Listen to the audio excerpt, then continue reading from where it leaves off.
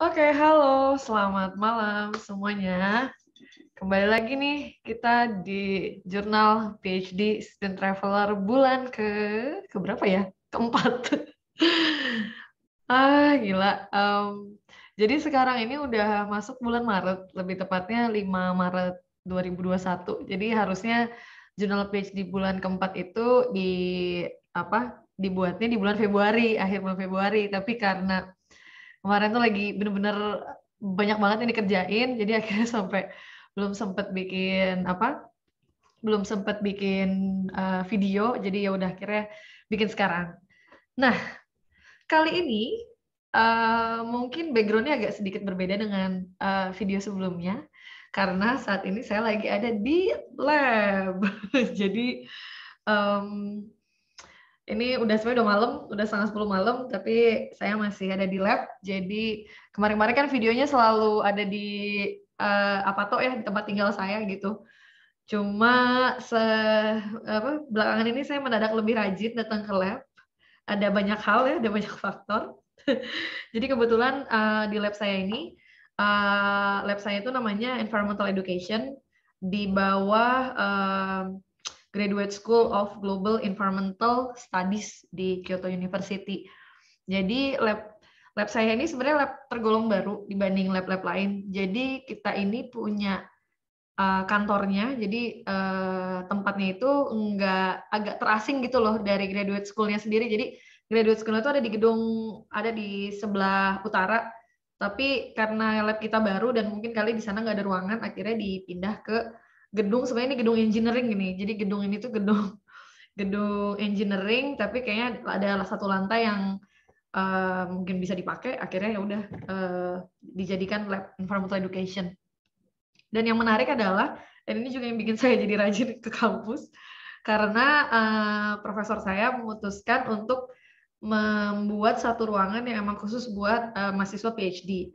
Jadi ini bukan maksud mendiskriminasi mahasiswa S2 gitu ya, tapi ada beberapa alasan gitu. Jadi profesor saya pengen mahasiswa PhD itu punya sense of belonging ya, jadi punya rasa, karena kan kita sendiri kan memang belajarnya lebih mandiri kan, anak S3 kan sebenarnya tidak ada, ibaratnya nggak harus ikut kelas atau apa gitu. Jadi memang profesor saya mikir perlu banget punya workspace yang bukan yang bagus ya, yang apa ya bahasanya.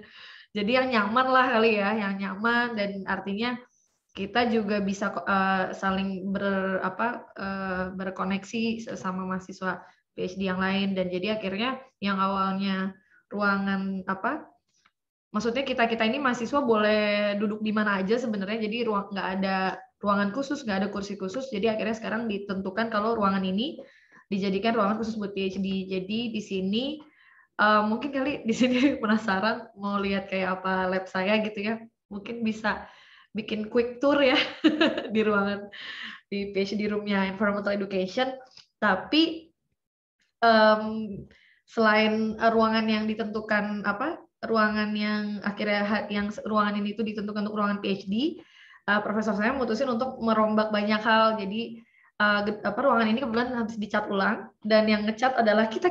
Jadi karena di sini tuh benar-benar emang mandiri banget ya kayaknya. Jadi bukan mandiri sih, lebih tepatnya untuk renovasi, untuk pokoknya ngerjain yang kerjaan-kerjaan kayak gini ya, kayak ngecat, kayak apa tuh, di sini apa-apa kan bayar ya. Ya di Indo juga bayar, tapi maksudnya yang saya dengar tuh biayanya mahal dan mungkin nggak ada budget gitu loh buat ngebayar tukang cat gitu. Dan akhirnya profesor nyuruh kita semua anak PhD yang mana emang yang akan menggunakan ruang ini untuk ngecat. Jadi akhirnya kita hari pertengahan bulan lalu ya, pertengahan Maret gitu, pertengahan Februari kita kira ngecat nih. Jadi sebenarnya ruangan ini catnya baru, meski catnya tetap pakai warna yang sama, warna putih. Emang nggak boleh, ada aturannya, nggak boleh warnanya digonta-ganti gitu, nggak bisa gitu. Jadi akhirnya kita cat ulang warna putih.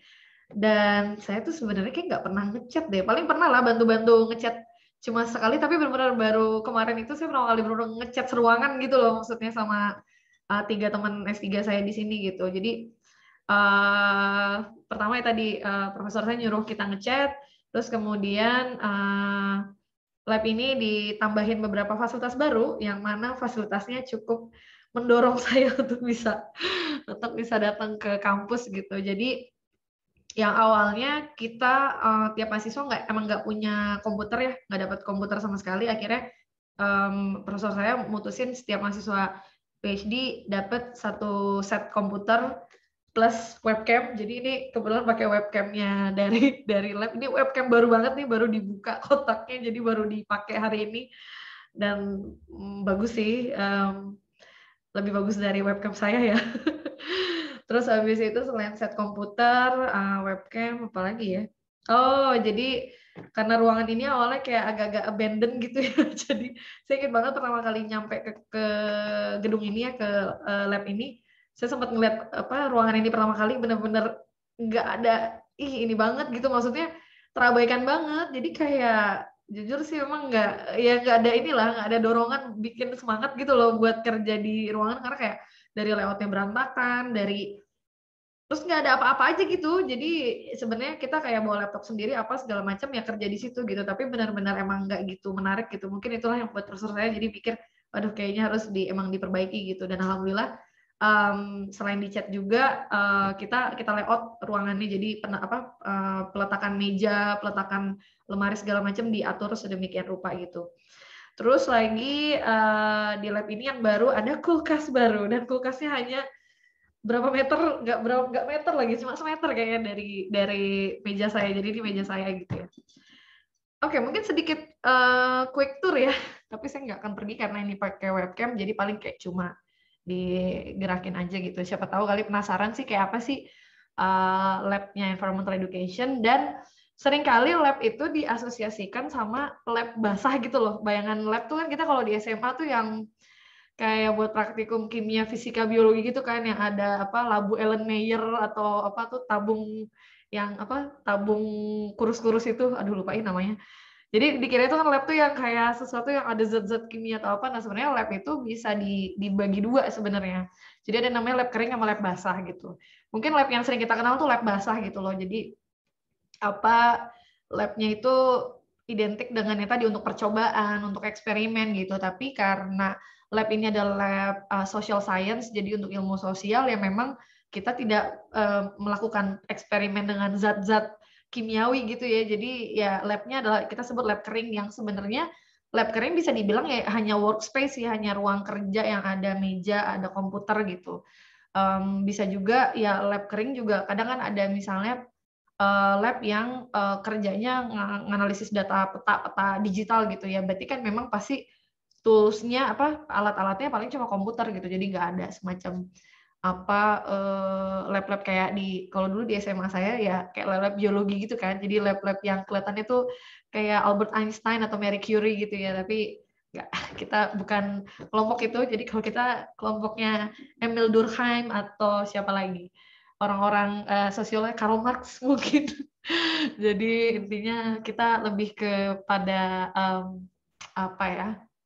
lebih banyak bukan pekerjaannya ya, berpikir, kemudian membaca, kemudian menulis segala macam gitu.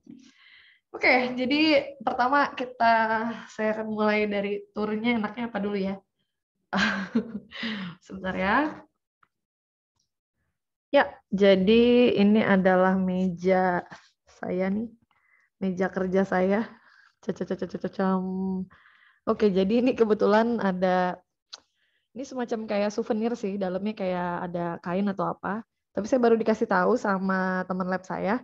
Jadi nanti kalau kita lulus, kita harus jadi ada tradisi ceritanya, kita harus nulis nama kita di balik kotak ini gitu loh. Ibaratnya kita lulus, jadi ini ada satu nama, kebetulan dia lulusan PhD dari lab ini gitu. Jadi ya mudah-mudahan insya Allah enggak segera lah, saya mah tidak mau menyegerakan juga. Intinya menjalani dengan baik-baik, jadi suatu saat nanti saya akan di waktu yang tepat akan menulis nama ini di kotak ini. Jadi this is the tradition gitu. Oke, so ini adalah overall meja saya, ya emang agak-agak berantakan ya.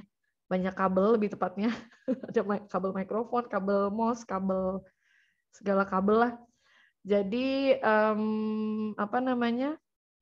ya saya tuh sebenarnya kalau kerja emang lebih seneng kayak posisi meja tuh ya apa ya, posisinya awalnya kosong tapi nanti habis itu di ada macam-macam lah gitu, tapi nanti kalau udah beres kerja harus dikosongin lagi, yang tersisa cuma satu set komputer ini aja gitu loh. Jadi notebook terus apalah alat tulis segala macam, makanya saya nggak sengaja nggak naro apa alat buat naro pensil atau apa, karena saya nggak mau nambah-nambah ini lagi. Jadi benar-benar semua ini kalau ketika saya udah selesai kerja semua di antara dibalik ditaruh di lemari atau dimasukin ke tas, jadi nggak ada yang ditinggal di meja kecuali komputer gitu.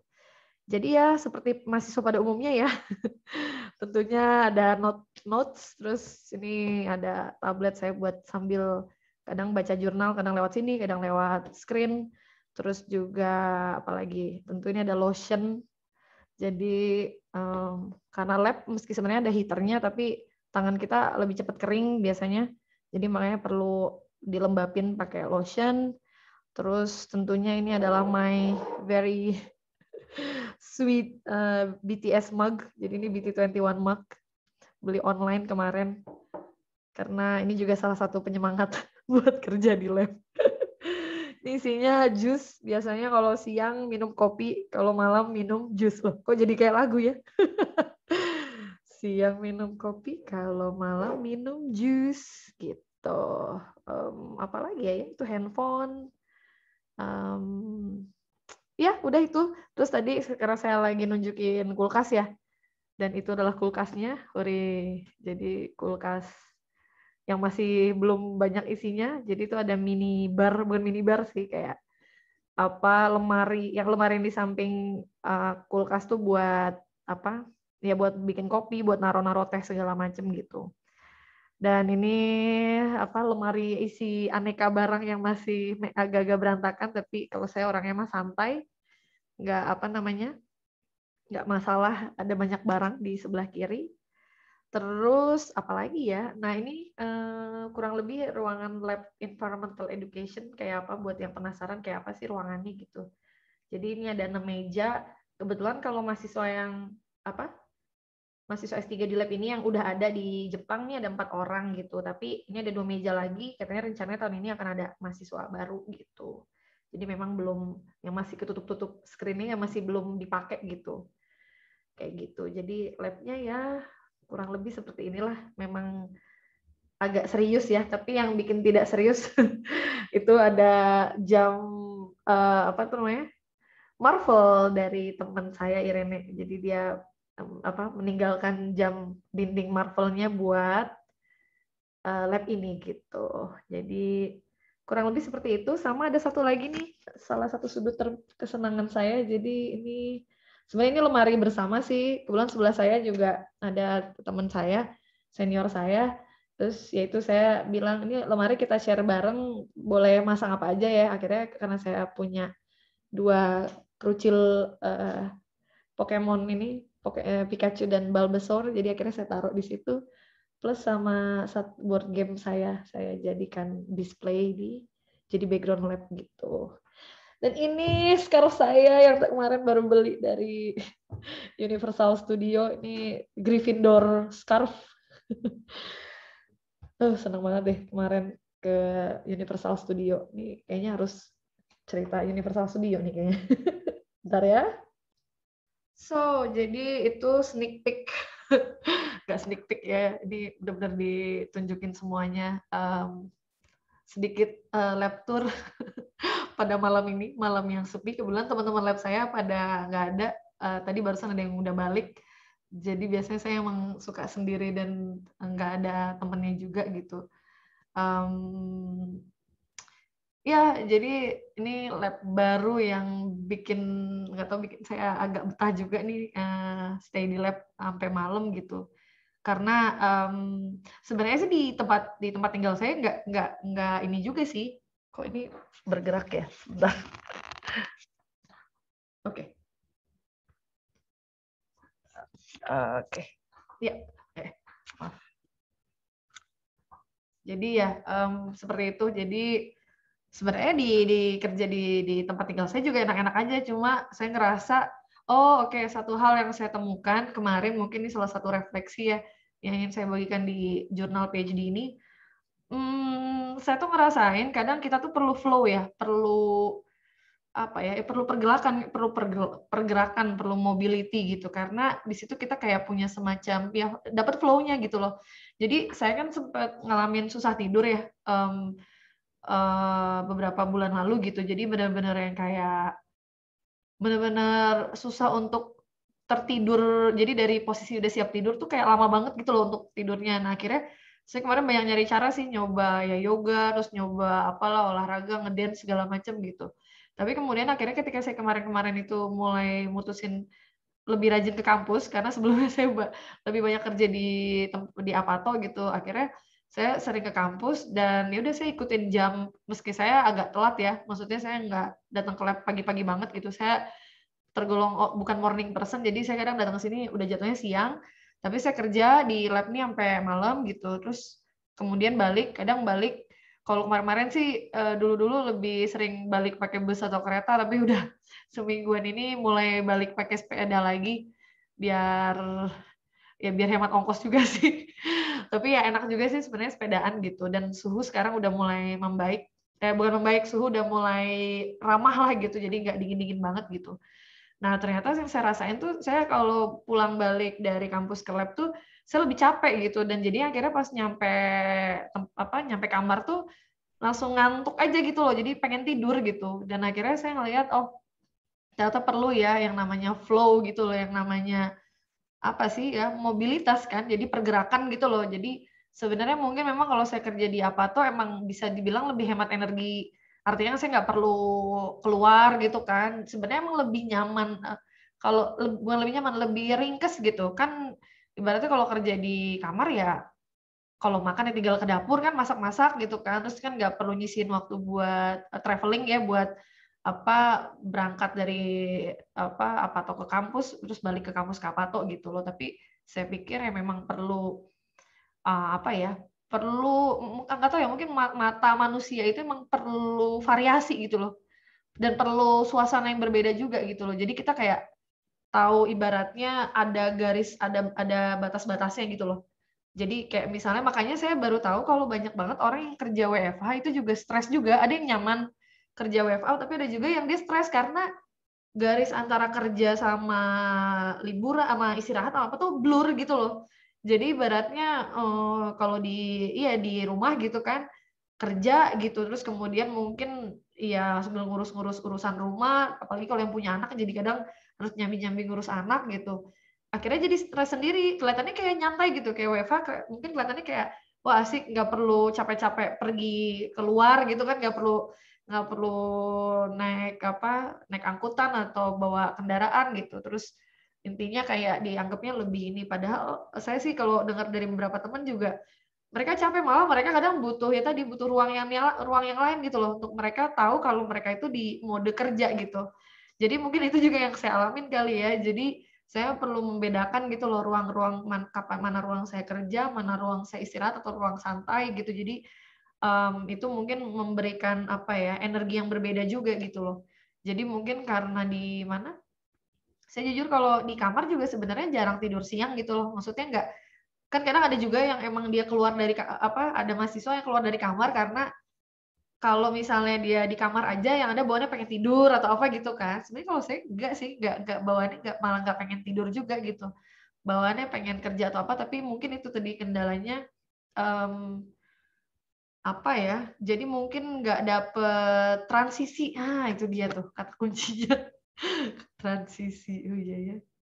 Jadi kayaknya manusia itu perlu transisi, perlu variasi gitu loh. Makanya itu kenapa ibaratnya kalau, ya kita kerja atau sekolah, ya kita punya weekend, weekend ya dipakai bukan buat kerja sama sekolah kan, artinya dipakai apa, buat ngapain kek terserah, mau cuma santai ngopi di kafe, atau cuma tiduran di pinggir pantai, atau intinya melakukan sesuatu yang berbeda dari, rutinitas harian gitu loh. Jadi saya pikir, mungkin perlu ya membuat semacamnya tadi, membuat ruang-ruang transisi, jadi saya bisa tahu bedanya gitu loh, kalau di sini ya kerja, kalaupun di sini tidak kerja misalnya ngerjain yang lain atau apa, tapi ini still ini ruangan kerja gitu kan, jadi bukan tempat buat tiduran atau buat apa gitu loh. Tapi di sini saya juga kadang juga sambil main game juga sih, jadi nggak harus kerja terus-terusan gitu loh. Dan ya tadi kembali yang namanya PhD itu kan journey-nya apa, setiap orang punya style sendiri-sendiri, jadi nggak ada, ibaratnya nggak ada resep atau formula yang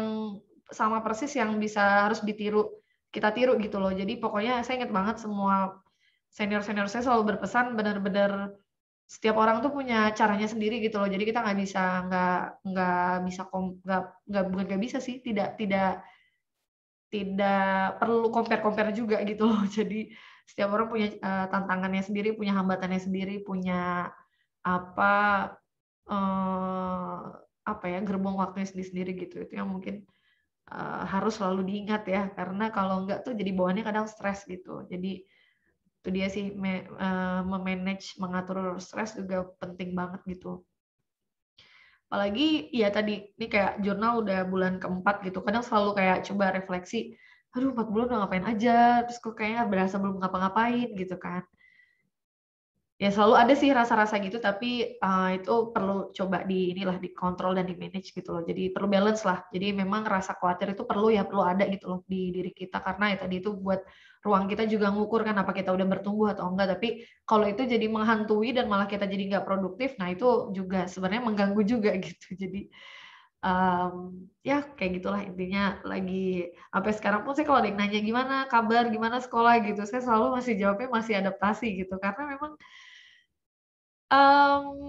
apa ya, menyesuaikan diri, dan mungkin juga saya kepengaruh karena kan ini di negara Jepang yang saya sendiri bahasanya belum fasih gitu kan. Jadi selalu ada aja hal yang saya kayak rasanya kayak orang baru datang gitu loh. Jadi misalnya kayak ya tadi saya dapat surat kiriman apa yang mana ditulis dalam bahasa Jepang, kan saya bingung nih nggak tahu apa. Jadi akhirnya saya nanya orang, minta tolong orang gitu. Jadi kayak berasa apa ya, saya entah kenapa sampai sekarang masih kayak belum ngerasa adaptasinya tuh 100% gitu loh. Jadi kayak artinya kalau ada masalah, ada apa, oh saya tahu cara cara cara handle-nya gitu loh. Jadi setiap kali ada sesuatu apa, "Hah, ini gimana?" gitu loh. Yang pada akhirnya saya minta bantuan teman gitu. Kayak kemarin saya kebetulan mau ke dokter gitu kan, punggung saya nggak enak gitu, terus akhirnya saya nanya ke teman saya orang Jepang gitu, "Kalau di sini ada dokter yang bisa bahasa Inggris nggak ya?" gitu ya. Dia bilang ada gitu, dan akhirnya dia bantu bookingin gitu-gitu. Tapi pas saya datang ke dokternya tuh apa namanya, ternyata kayak bahasa Inggris buat ini aja, ngerti nggak, bahasa Inggris formalitas aja gitu loh. Jadi ternyata dokternya tuh kayaknya nggak gitu fasih gitu. Jadi akhirnya pas saya ke dokter tuh saya cuma kayak bengong, terus ya dia nanya sih, "You feel, sakitnya di mana apa segala macam," gitu. Terus ya saya kayak, "Iya iya iya ya," saya kadang jawabnya juga, "Hai hai hai," gitu kan. Jadi, saya jawab pakai bahasa Jepang gitu. Tapi ya saya di situ kayak lost in translation aja sih sebenarnya. Kayak film beneran saya ngerasa kayak Bill Murray, di film Lost in Translation gitu loh. Jadi dia ngomong apa yang saya cuma kayak, "Hah?" gitu loh. Yang terus kayak dokternya karena udah sepuh juga, saya sempet nanya, apa boleh maksudnya penjelasan dia diberitahu ke teman saya, jadi teman saya bisa jelasin ke saya gitu kan. Tapi dia kayaknya kelihatannya kayak tidak senang gitu loh, kayak nggak senang, dan kayaknya dia tersinggung seolah saya nggak ngerti gitu loh, dan memang saya nggak ngerti gitu loh. Tapi habis itu karena si dokternya kayak kelihatannya kayak nggak happy apa gimana ya, akhirnya saya kayak cuma, "Hai, wakata wakata," gitu. Artinya, "Hai, ya saya ngerti lah," gitu. Akhirnya ya udah saya terima aja. Saat itu yang penting saya dapat obat lah gitu, yang kemudian akhirnya saya dapat obat sih. Tapi alhamdulillah obat itu cukup membantu masalah saya gitu. Jadi, ya gitulah. Jadi ya tadi kembali lagi masih kayak berasa, apa ya, masih berasa dependent gitu. Saya curhat ke temen lab saya gitu, saya bilang, "Entah kenapa kok saya kayak selama di Jepang nggak, ya tadi selalu tergantung sama orang, selalu iya tadi kalau ada apa-apa selalu nanya orang, bahkan kayak." Jadi saya tuh udah diajarin cara bayar bayar sewa kos itu, bayar sewa tempat tinggal saya itu lewat ATM. Kan ATM-nya tuh bahasa Jepang kan. Jadi saya tuh udah dikasih tahu, awalnya saya ditemenin kan sama senpai saya, senior saya, "Nih Anissa gini bayar," dia awalnya bayarin dulu, terus abis itu dia save transaksi saya itu dia di-save gitu di akun itu. Jadi nanti kalau next time mau bayar tinggal cari opsi itu gitu loh, opsi apa pilihan bayar itu gitu. Saya pernah tuh gitu bulan berikutnya mau bayar, kok nggak nemu-nemu gitu kan. Akhirnya saya nggak jadi bayar sendiri, terus akhirnya minta tolong teman lab saya lagi gitu, bisa nggak temenin lagi gitu buat apa mandu cara bayar gitu, karena itu yang paling convenient sih, bayar lewat ATM salah satu cara yang paling enak lah gitu, jadi tinggal bayarnya di ATM, nggak perlu ngantri di bank atau apa gitu.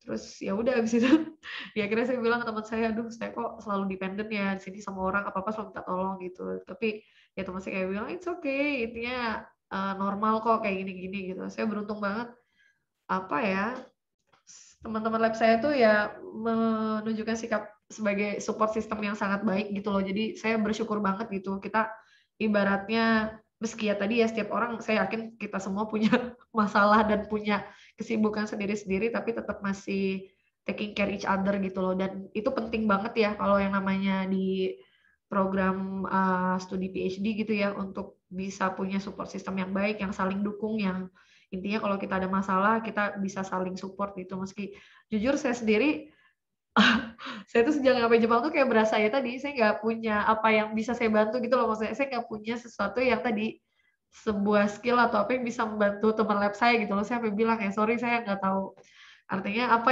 yang mereka butuhkan gitu, yang bisa saya dapatkan dari saya gitu loh. Jadi ya mereka sebenarnya kayak oh it's okay santai kayak gitu-gitu, jadi nggak juga mempermasalahkan saya harus ketika mereka bantu saya harus ngasih balik apa gitu kan. Jadi intinya sih cukup inilah, cukup mendukung teman-teman saya gitu. Itu sih paling ya untuk jurnal keempat ini, karena mungkin moodnya enak karena ini labnya terasa baru. Jadi memang tone dari video ini sedang joyful. Karena habis coba habis ya lagi otak-atik komputer baru gitu ya. Jadi apa namanya ya, semoga ya tadi suasana itu bisa membantu buat lebih produktif ya, buat lebih bisa fokus ke riset. Meski sekarang tantangan saya sekarang ya tadi ngebagi-bagi waktu. Karena saya masih ini juga masih handle bisnis dari sini juga, jadi bisnis saya juga masih jalan gitu. Jadi artinya memang otak nih jadi dibagi berapa cabang, dibagi berapa partisi gitu loh. Jadi saya lagi belajar banget ngatur gitu di kapan waktunya emang lagi mikirin riset, lagi mikirin buat sekolah, kapan waktunya emang buat kerjaan gitu. Bahkan di dalam kerjaan apa di urusan bisnis pun juga ada cabang-cabangnya lagi gitu loh. Jadi benar-benar iya apa namanya harus sayanya yang bisa ngatur gitu, dan saya benar-benar pernah ngerasain not functioning gitu loh. Jadi benar-benar saking mungkin overload-nya kali ya, saking banyaknya banyak yang harus dikerjain. Mungkin saya yakin kalian pernah ngalamin gitu, bener saking banyaknya, jadi nggak bisa ngapa-ngapain gitu loh. Jadi saking benar-benar oke ada pokoknya ada A, B, C, D, E gitu. Tapi kayak kebingungan sendiri tuh ya mau mulai yang mana dulu atau apa. Sekarang jadi nggak ngapa-ngapain, sampai kayak pernah diem gitu loh, sampai pernah kayak benar-benar nggak tahu mau ngapain gitu. Jadi ya mungkin itu waktunya untuk taking a break gitu ya. Jadi ya kayak gitulah perjuangannya lah selama sekolah di sini. Oke, alright. Sepertinya saya udah panjang lebar ngomong. Mudah-mudahan semua sehat dan kita bisa ketemu lagi di jurnal PhD berikutnya. Kalau ada pertanyaan, silakan ya di drop di komen. Siapa tahu di sini ada yang tertarik mau S3 atau pengen masih ngepo-ngepoin kayak apa sih dunia S3 juga silakan banget gitu. Insya Allah kalau ada waktu saya balas. Oke, terima kasih ya. Bye-bye. Assalamualaikum.